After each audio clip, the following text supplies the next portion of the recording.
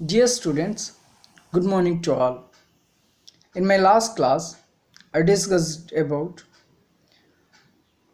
economical causes for the revolt of 1857. Today, I am going to discuss what are the immediate causes for the revolt of 1857 or the first war of Indian independence. Immediate cause. The inflammatory situations created in India by the British government, and it needed just a spark to lit the fire. The British introduced in 1856 the Enfield rifles in the army, and its arrangements training were at Damdam, Ambala and Sialkot. In 1857, there was a rumor that the cartridges were smeared with the fat of pig and cow. ಬ್ರಿಟಿಷರು 1856ರಲ್ಲಿ Enfield ಬಂದೂಕನ್ನು ಪರಿಚಯಿಸಿದರು ಮತ್ತು ತರಬೇತಿಗಾಗಿ ದಮ್ದಮ್, ಅಂಬಾಲಾ, ಸಿಯಾಲ್ಕೋಟೆಗಳನ್ನು ಕೇಂದ್ರಗಳನ್ನಾಗಿರಿಸಿಕೊಂಡರು. 1857ರಲ್ಲಿ ಒಂದು ವದಂತಿ ಹಬ್ಬಿತು. ಅದೇನೆಂದರೆ, ಬಂದೂಕಿಗೆ ತೋಟಗಳನ್ನು ತುಂಬಿಸುವಾಗ ತೋಟಗಳನ್ನು ಹರಿಯಬೇಕಿತ್ತು ಮತ್ತು ತೋಟಗಳನ್ನು ಕಾಗದಗಳಿಂದ ಬಂಧಿಸಲಾಗಿತ್ತು ಮತ್ತು ಈ ಕಾಗದಕ್ಕೆ ಹಂದಿ ಮತ್ತು ಹಸುವಿನ ಕೊಬ್ಬನ್ನು ಸವರಿದರೆಂಬ ವದಂತಿ ಹಬ್ಬಿತು. and it was the religious beliefs against the Hindus and Muslims. They felt that they were against the religious beliefs. ಇದು ಹಿಂದೂ ಮತ್ತು ಮುಸಲ್ಮಾನರ ಧಾರ್ಮಿಕತೆಗೆ ವಿರೋಧವಾಗಿತ್ತು. ಹಿಂದೂ ಮತ್ತು ಮುಸಲ್ಮಾನ ಸೈನಿಕರು ತಾವು ಧರ್ಮಭ್ರಷ್ಟರಾಗುವರೆಂದು ಭಾವಿಸಿ ಹೆದರಿದ್ದರು. and the soldiers of British government, Hindus and Muslims, were revolted against the British. British ಸೈನ್ಯದಲ್ಲಿದ್ದ ಭಾರತೀಯ ಸೈನಿಕರಾದ ಹಿಂದೂ ಮತ್ತು ಮುಸಲ್ಮಾನರು ಬ್ರಿಟಿಷರ ವಿರುದ್ಧ ದಂಗೆ ಎದ್ದರು. Next I am going to discuss what are the causes of the revolt of 1857. The 19th Infantry of Behrampur refused to use the cartridges. It was disbanded on 29th March 1857. 19ನೇ ಪದಾತಿದಳು ಬೆಹರಾಂಪುರ್ನ 19ನೇ ಪದಾತಿದಳು ಈ ಈ ಬಂದೂಕನ್ನು ಉಪಯೋಗಿಸಲು ನಿರಾಕರಿಸಿದ್ದಕ್ಕೆ ಈ ಪದಾತಿದಳವನ್ನು ನಿಷೇಧ ಮಾಡಲಾಯಿತು.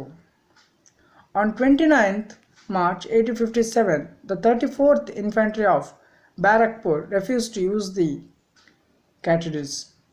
ಅದೇ ರೀತಿ 19ನೇ ಮಾರ್ಚ್ 1857ರಲ್ಲಿ ಬ್ಯಾರಕ್ಪುರದ 34ನೇ ಪದಾತಿ ದಳವು ಈ ಬಂದೂಕನ್ನು ಉಪಯೋಗಿಸಲು ನಿರಾಕರಿಸಿತು. When forced, the British sergeant Mangal Pandey fired at his sergeant and asked his comrades to revolt against the British for defense of their caste religion. British sergeant ಒತ್ತಾಯಿಸಿದಾಗ ಮಂಗಲ್ ಪಾಂಡೆ ಬ್ರಿಟಿಷ್ ಸರ್ಜೆಂಟ್ ಮೇಜರನ್ನು ಕೊಂದನು ಮತ್ತು ತನ್ನ ಅನುಯಾಯಿಗಳಿಗೆ ಅಥವಾ ತನ್ನ ಸಹ ಸೈನಿಕರಿಗೆ ಬ್ರಿಟಿಷರ ವಿರುದ್ಧ ದಂಗೆ ಏಳಲು ಸೂಚಿಸಿದನು. Mangal Pandey caught and hanged on 8th April 1857 and the 34th regiment was banned. 1857 April 8ರಂದು ಮಂಗಲ್ ಪಾಂಡೆಯನ್ನು ಸೆರೆ ಹಿಡಿದು ನೇಣಿಗೇರಿಸಲಾಯಿತು. ಅದೇ ರೀತಿ 14ನೇ ಪದಾತಿ ದಳವನ್ನು ಬ್ಯಾರಕ್ಪುರದ ಪದಾತಿ ದಳವನ್ನು ನಿಷೇಧ ಮಾಡಲಾಯಿತು. On 24th April, 85 soldiers of Meerut refused to use the cartridges. ಅದೇ ರೀತಿ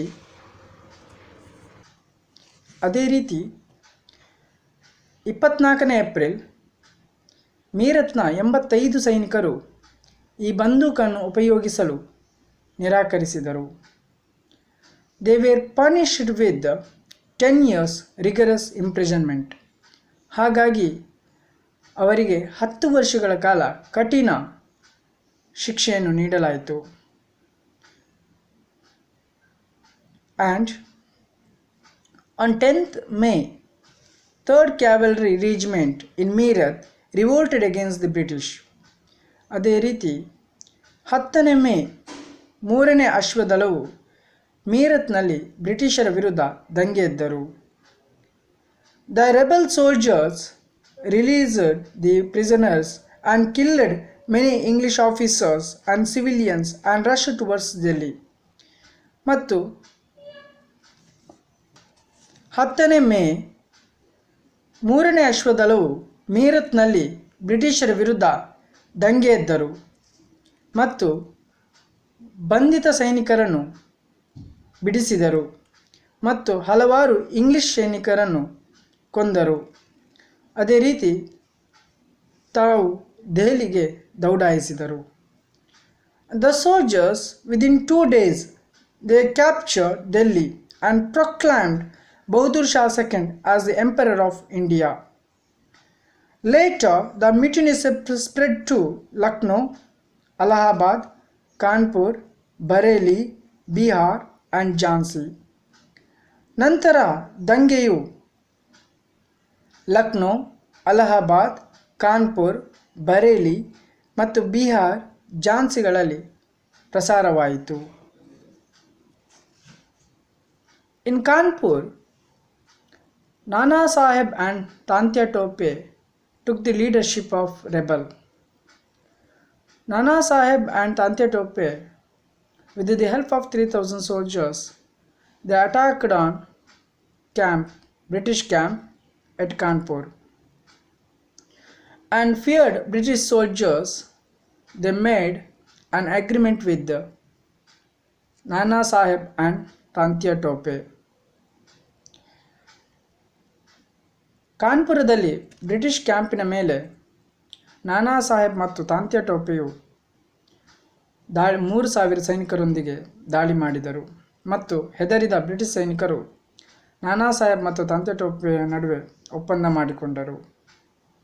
ನಂತರ ಗಂಗಾ ನದಿಯ ಆಚೆ ಅವರನ್ನು ದಾಟಿಸಬೇಕೆಂದು ಒಪ್ಪಂದವಾಗಿತ್ತು. ಈ ಸಮಯದಲ್ಲಿ 40 ದೋಣಿಗಳನ್ನು ಕೂಡ ಸೈನಿಕರಿಗೆ ಸಹಾಯಕ್ಕಾಗಿ ಒದಗಿಸಿದರು ಮತ್ತು 40 ದೋಣಿಗಳನ್ನು ಏರಿದ ಬ್ರಿಟಿಷ್ ಸೈನಿಕರ ಮೇಲೆ ಗುಂಡಿನ ಮಳೆಗರೆಯಲಾಯಿತು. And this incident considered as Kanpur massacre. ಇದನ್ನು ಕಾನ್ಪುರ್ ಹತ್ಯಾಕಾಂಡ ಎಂದೇ ಕರೆಯಲಾಗಿದೆ. ಆ್ಯಂಡ್ ಲೇಟರ್ ನಾನಾ ಸಾಹೇಬ್ ಡಿಕ್ಲೇರ್ಡ್ ಹಿಮ್ಸೆಲ್ಫ್ ಪೇಶ್ವಾ. ನಂತರ ನಾನಾ ಸಾಹೇಬನ್ನು ತನ್ನನ್ನು ತಾನು ಪೇಶ್ವೆ ಎಂದು ಘೋಷಿಸಿಕೊಂಡರು. In Jhansi, Rani Lakshmi Bai, she was also revolted against the British with the help of Tantia Tope. Tantia Topeಯ ನೆರವಿನಿಂದ ಝಾನ್ಸಿ ರಾಣಿ ಲಕ್ಷ್ಮೀಬಾಯಿಯು ಝಾನ್ಸಿಯಲ್ಲಿ ದಂಗೆ ಎದ್ದಳು. and she attacked Gwalior and looted the treasury. ಮತ್ತು ಇವರು ಗ್ವಾಲಿಯರ್ ಮೇಲೆ ಆಕ್ರಮಣ ಮಾಡಿ ಅಲ್ಲಿಯ ಖಜಾನೆಯನ್ನು ಲೂಟಿ ಮಾಡಿದರು. ಅದೇ ರೀತಿ at Bareilly, Khan Bahadur Khan had proclaimed himself as Nawab. ಬರೇಲಿಯಲ್ಲಿ Khan Bahadur Khan ದಂಗೆ ಎದ್ದು ತನ್ನನ್ನು ತಾನು ನವಾಬ ಎಂದು ಘೋಷಿಸಿಕೊಂಡನು. In Bihar, local zamindar Kunwar Singh of Jagdishpur, he was also revolted against the British. ಮತ್ತು Begum Hazrat Mahal at ಔದ್ನಲ್ಲಿ Begum Hazrat Mahal, she was also revolted against British. She was a widow wife of Wazid Ali. And the people also participated in large number at Muzaffarnagar, Shahanpur and Delhi, Bareilly, Bulandshahr, Farrukhabad, Shahjahanpur, Badayun, Aligarh, Agra, Mathura, Hamirpur, Jhansi, Lucknow, Kanpur and several places in Bihar. ಬಿಹಾರದ ಕೆಲವು ಭಾಗಗಳಲ್ಲಿ ಕೂಡ ಇವರು ದಂಗೆ ಎದ್ದಿರುತ್ತಾರೆ. And it was started by Sipals. Later the zamindars and kings and the middle class peoples of India, they were also participated in this revolt, and hence V.D. Savarkar, it is considered as, it is not a mutiny, it is the first war of Indian independence. ಇದು ದಂಗೆ ಸಿಪಾಯಿಯಿಂದ ಆರಂಭವಾದರೂ ಅಥವಾ ಸೈನಿಕರಿಂದ ಆರಂಭವಾದರೂ ಈ ದಂಗೆಯಲ್ಲಿ ಸಾಮಾನ್ಯ ಜನರು, ರಾಜರು, ರಾಣಿಯರು ಎಲ್ಲರೂ ಕೂಡ ಭಾಗವಹಿಸಿರುತ್ತಾರೆ. ಹಾಗಾಗಿ ಈ ದಂಗೆಯನ್ನು ವಿ.ಡಿ. ಸಾವರ್ಕರ್ ಭಾರತದ ಪ್ರಥಮ ಸ್ವಾತಂತ್ರ್ಯ ಸಂಗ್ರಾಮ ಎಂದೇ ಪರಿಗಣಿಸಿದ್ದಾರೆ. In my next class, I discussed about what are the causes for failure of this revolt.